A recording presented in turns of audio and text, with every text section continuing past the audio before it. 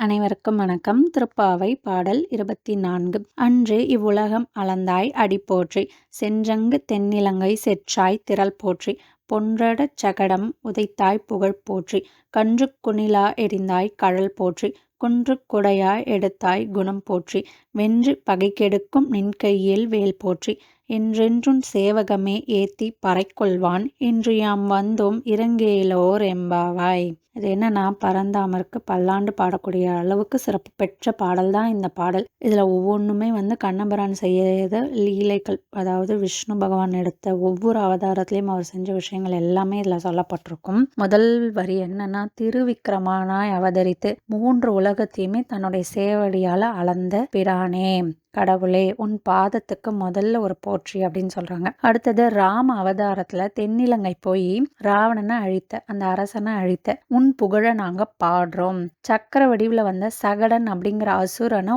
ஒரே உதையால அழிச்சிட்ட, உன்னுடைய புகழ நாங்க பாடுறோம். ஏன்னா போற்றி போற்றி அப்படின்னு அதுல முடிஞ்சிருக்கும் எல்லா வரிகள்லையுமே. அது என்னன்னா, உன்னுடைய புகழ பாடுறோம் அப்படின்னு. கன்று வடிவுல வந்த வக்சாசுரனை உதைத்து தடியாக கருதி அவனை விலாமர வடிவுல கபிதாசுரன் மீது எரிந்து அழித்தவர். உன்னுடைய கால்கள் அணிந்த வீர கழலுக்கு மங்களம் உண்டாகட்டும் அப்படின்னு பாடுறாங்க.